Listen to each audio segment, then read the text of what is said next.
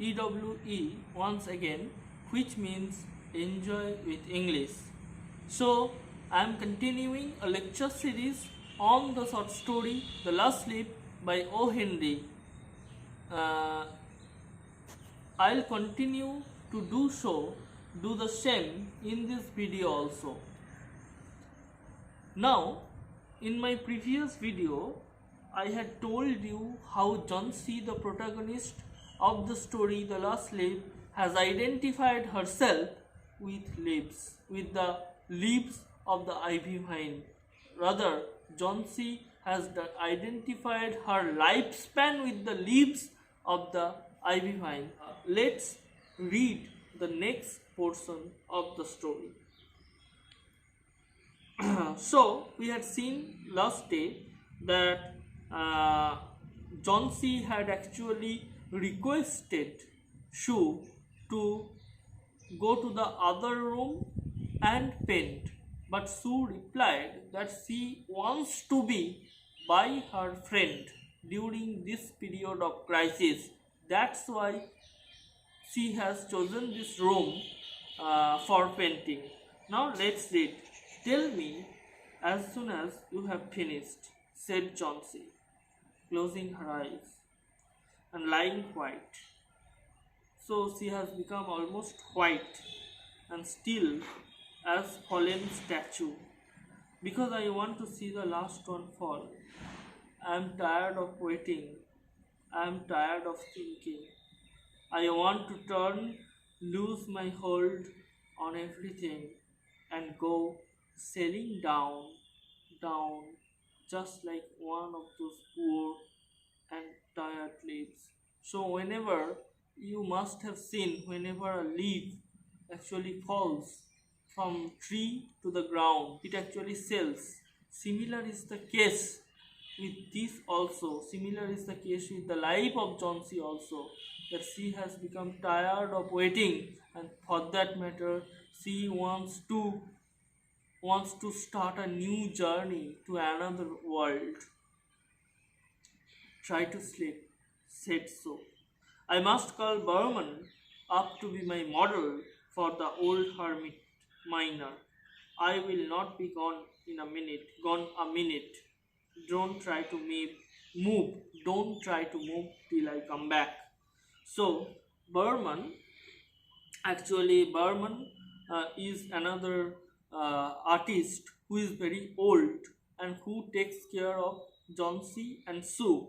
And for that matter, Berman will be the model. Actually, an artist needs a model to paint.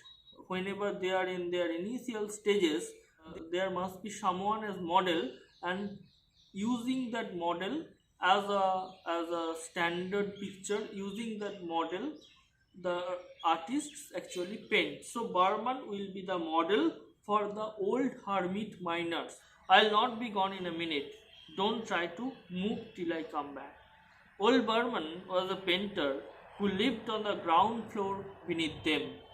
He was past 60 and had a Michelangelo's Moses beard curling down from the head of a satyr along with the body of an imp.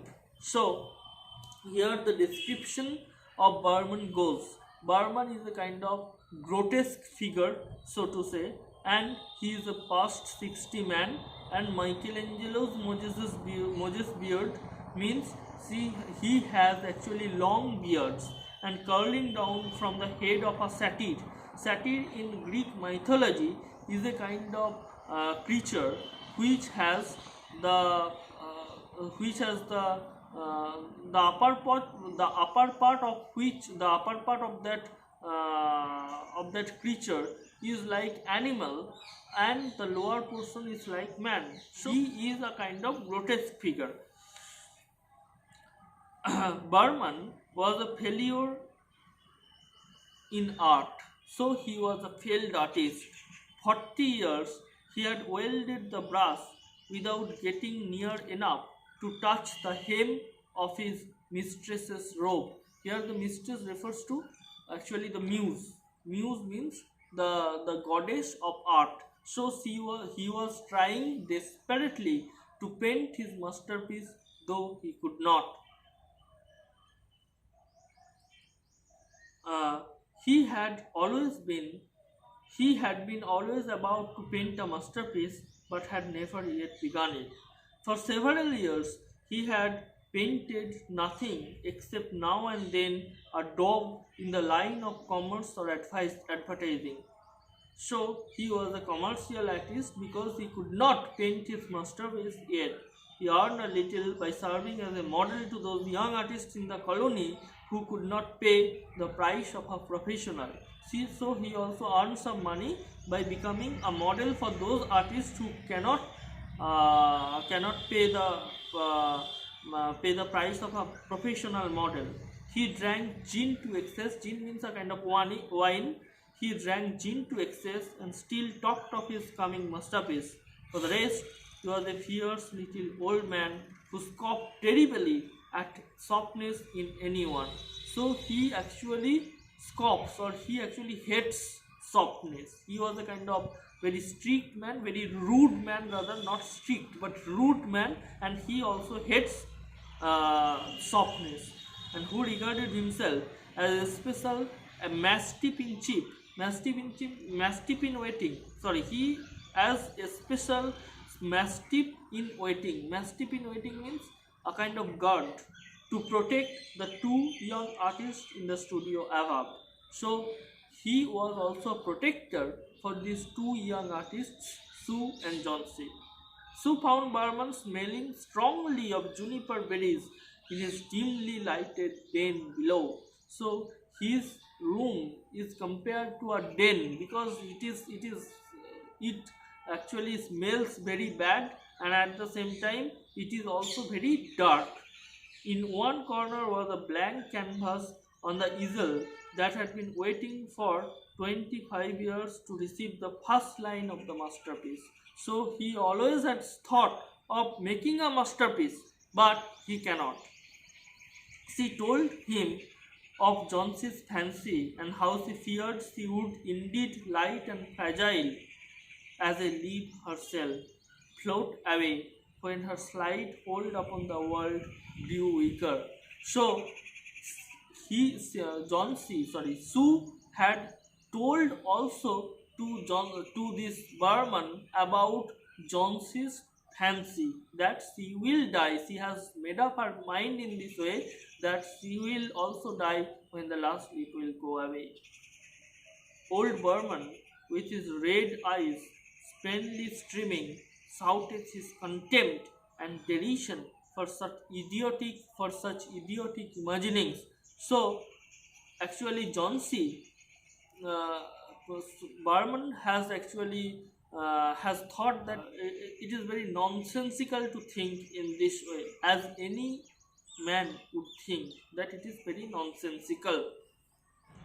First, he cried, is there a people in the world meet dark foolishness to die because lips they doff off from a confounded vine? So this is a kind of language which is used by Burman. It's a kind of peculiar language, a kind of dialect, so to say, and it means actually, is there people in the world with this foolishness to die because leaves will fall, drop off from a confounded vine? I have not heard of such a thing. No, I'll not pose as a model for your fool hermit dunderhead. So he is saying that in this way, that I am not going to pose as a model because you have such idiotic imaginings. I am not going to pose as a model for your painting. Why do you allow that silly business to come in the brain of her? Oh, the poor little Miss Johnsy. So why you have allowed her to think in this way? She is very ill and weak, said Sue, and the fever has left her mind morbid and full of strange fancies. Very well, Mr. Barman, if you do not care to pose for me, you need not. But I think you are a horrid old Liberty Gibet. You are a very dangerous person, very dangerous, old and foolish person. You need not pose for me. You need not pose for me. You are just like a woman, yelled Barman. Who said I will not pose? Go on. I come with you. For half an hour, I have been trying to say that I am ready to pose. God, this is not any place in which one so good as Miss Zonsi shall seek lie. Someday I will paint a masterpiece and we shall go away. God, yes. So he is saying that, he is saying in this way that one day he is going to paint a masterpiece, and then they will leave the colony and they will live in such a way like a gentleman. They will live like gentlemen. They will not live in this narrow street in this place. Jhansi was sleeping when they went upstairs. She pulled the shade down to the window sill and motioned Barman into the other room. She had actually forced Barman into the other room. In there, they peered out of the window fearfully at the ivy vine. Then they looked at each other for a moment without speaking. A persistent cold rain was falling, mingled with snow. Barman, in his old blue shirt, took his seat as the hermit miner on an upturned kettle for a rock. So, actually, I had told you hermit miner means a kind of monk, a kind of hermit who will sit on actually a kind of heap of mine which can be considered as a rock. In this case, the upturned Barman has taken an upturned kettle to use it as a rock, and he is posing in this way. When Sue awoke from her own sleep, from an hour's sleep, the next morning she found Jhansi with dull, wide-open eyes, staring at the drawn green shade.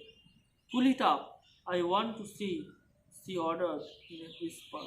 So she is ordering Jhansi to pull the window sill or to pull the shade so that she can look outside, and she knows that the last sleep will fall. The last sleep will surely fall because of the weather, because of the constant rain and snow. It will surely fall. Wearily she obeyed. But lo, after the beating rain and fierce gusts of wind that had endured enough through the livelong night, there yet stood out against the brick wall one ivy leaf. It was the last one on the vine, still dark green near its stem, with its serrated edges tinted with the yellow of dissolution and decay. It hung bravely from the branch, some 20 feet above the ground. So to the utter astonishment of Jhansi, she has found that the last leaf does not fall in spite of the beating rain and fierce gust of wind. It is still green to its stem, and yellow, which is suggestive of dissolution and decay in the edges. So the edges of that leaf has become yellowish, but still some portion of the leaf is still green. So in this portion of the story, we have seen that the last leaf does not fall in spite of the beating rain and fierce gust of wind. So what will happen next, we will discuss in my next video. Thank you, and stay tuned to my channel for next video.